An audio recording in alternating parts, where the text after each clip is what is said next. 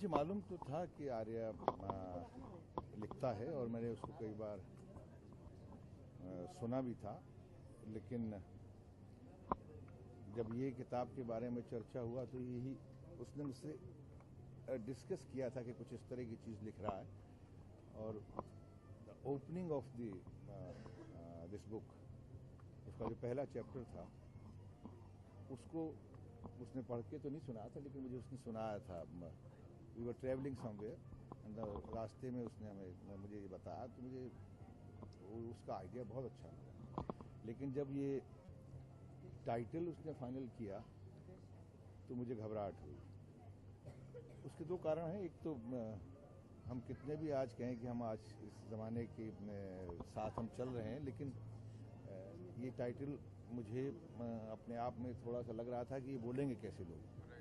लेकिन धीरे धीरे जब मैंने यंगस्टर्स के रिएक्शंस देखे, मैंने कुछ लोगों से बातचीत की कि भाई ये कैसा टाइटल है, तो हर आदमी ने ऐसा कहा कि ये टाइटल बड़ा इंटरेस्टिंग, बहुत इंटरेस्टिंग टाइटल है, तो टाइटल ही बड़ा इंटरेस्टिंग है।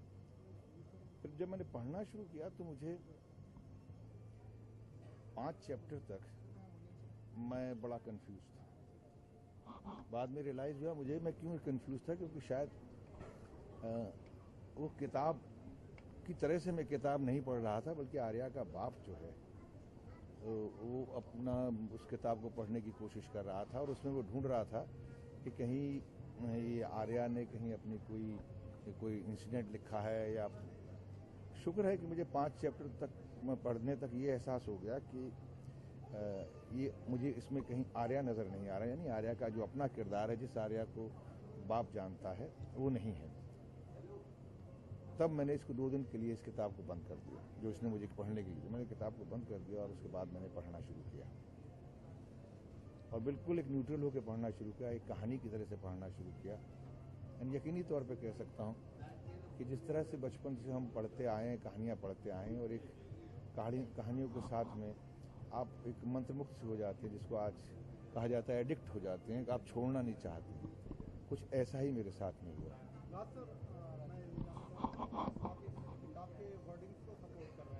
दूसरी बात, कहीं ना कहीं आज इंडिया में AIB एक प्रोग्राम आ रहा है, इस तरह की वर्डिंग्स चल रही है, रेगुलरली हम सुन रहे हैं कि गलत तरीके से। इसका मतलब आपका टेक क्या इस चीज़ पे है? देखिए क्या है, एक लिहाज तो होना चाहिए, लेकिन अगर किसी लैंग्वेज का, अगर आज ये लैंग्वेज जो है बड़ी आम सी हो गई है, जो उस शो की किताब के टाइटल की जो लैंग्वेज है, जैसे आज की बात नहीं, हमारे जो पुराने नाटक जिनमें सखाराम बाइंडर वगैरह, उसके अंदर हम विजय तेंदुलकर बहुत बड़े राइटर हुए हैं, उन्होंने भी एक जो है रेफरेंस को देखते हुए, कैरेक्टर्स को देखते हुए उन्होंने कुछ इस तरह के शब्दों का इस्तेमाल किया है। बट आई मीन दैट, इसके माने ये नहीं है कि ये हमारी वोकैबुलरी होनी चाहिए। अगर अपनी बात को, किसी कैरेक्टर को या किसी की बात को समझाने का या उसकी किरदार को समझाने का अगर कोई तरीका ऐसी ज़बान से आता है तो उसमें कोई बुराई नहीं। और हमने कई बार बेहतरीन फिल्मों में भी इस्तेमाल की, बेहतरीन डायरेक्टरों ने भी की है, और एक लिटरेचर के अंदर ये बातें पहले भी आई हैं, आज नहीं है।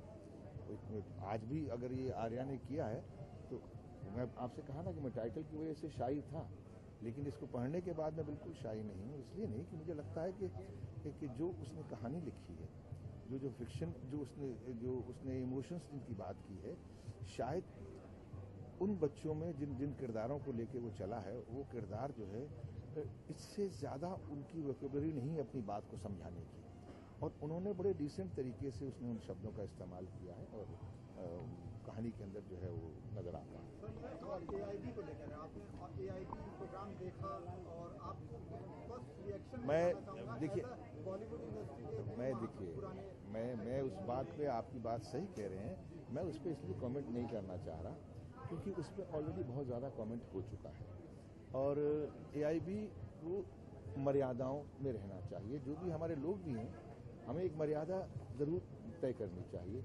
एंटरटेनमेंट तो बहुत तरीके हैं करने के, मनोरंजन इस हद तक नहीं पहुंच जाना चाहिए कि मनोरंजन जो है कभी कभार हमारे अपने आप को जो है हमें जो है कहीं तकलीफ पहुंचाने लगे, और शायद बहुत ज़्यादा इस तरह की चीज़ें तकलीफ पहुंचाएंगी।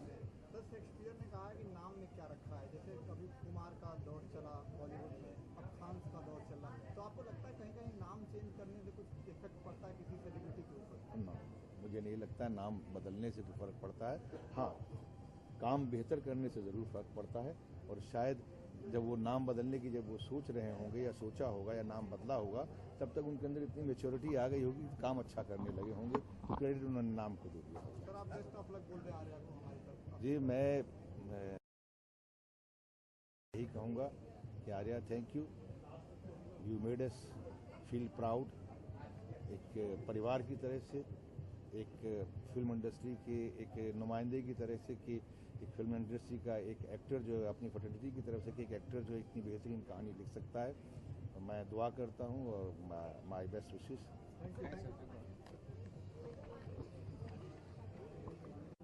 हम अपने आप को नाम रख लेते हैं, हम अपने आप को धर्मों और मजहबों की बात करते हैं, लेकिन सबसे बड़ी चीज़ तो हमें किसी भी मजहब में या किसी भी धर्म में यही सिखाया जाता है कि हम किस तरह से सब्र करते हैं।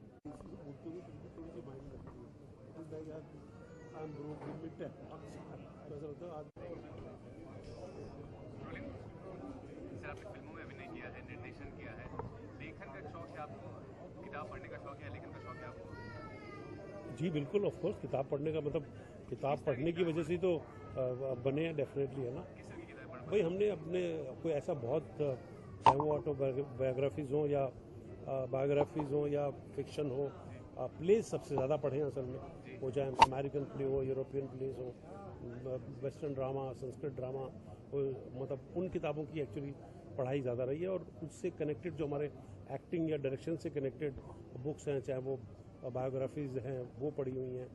और जब कभी भी कोई ड्रामेटिक किताब जो हमारे ड्रामा से कनेक्टेड रही है, उसको पढ़ा है। जैसे कि ये माय फियांसी जो है, ये अपना वो आर्या की जो है पहली बुक है, I think it is brilliantly written, और बहुत बड़ी क्रिस्प और बहुत ही इफेक्टिव है, बहुत ही इंटरेस्टिंग है। लेकिन बुक के टाइटल के बारे में क्या कहेंगे? बुक का टाइटल कई लोगों को स्टिंग ना लगे, उस बारे में कुछ कमेंट करना चाहेंगे आप? आई थिंक ये तो आजकल की लैंग्वेज बन गई है, कुछ इस तरह का कुछ है नहीं, is not much to talk about, but I think this title goes with the feel of the book, what is inside the book, because I've read the book and I think it is it definitely suits the book a lot, you know, because उस लड़के की जो ज़िंदगी जो है वो वाकई में उसकी हालत जो है बहुत ख़राब है, तो उसके लिए जो अंग्रेज़ी का वर्ड है वो उसको सूट करता है, और वो भी कोई पूरा तो लिखा नहीं हुआ, it is with stars in between असल में ना, तो इट सेज, तो वो उसकी जो मनस्थिति है वो दर्शाता है टाइटल में। और आपके पास अगर वक्त हो, किताब लिखने की चाहत हो, तो किस सब्जेक्ट पे किताब लिखना ज़्यादा पसंद करेंगे आप? कौन सा ऐसे पर्टिकुलर सब्जेक्ट? मैं तो या तो अपने एक्सपीरियंसेस पे लिखूंगा, समझना, या कोई कहानी मुझे मेरे दिल को छुई हुई होगी, या उसके ऊपर किताब लिखूंगा।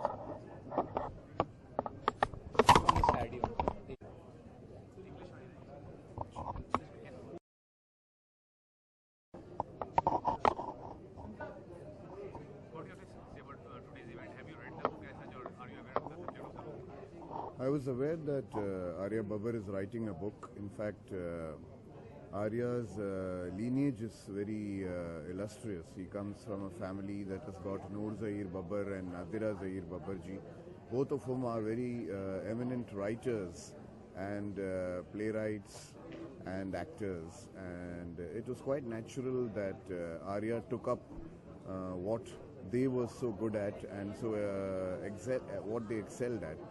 And I'm not surprised that Arya has written a book. Though I have not read the book, I'm sure that with his sense of humor and with his sense of looking at society, and he's even written a play before that they did performed at Prithvi.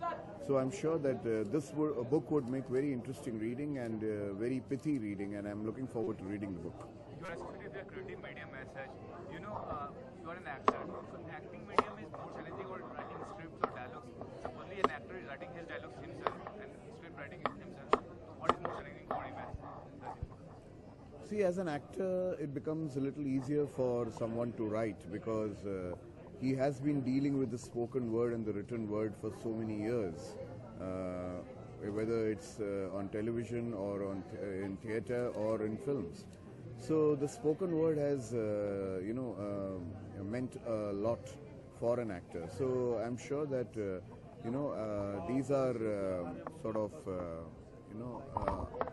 two arts that are actually connected to each other. You can't really differentiate acting and writing because acting is all about enacting writing.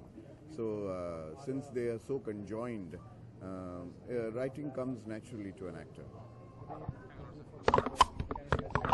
Your name and the name of.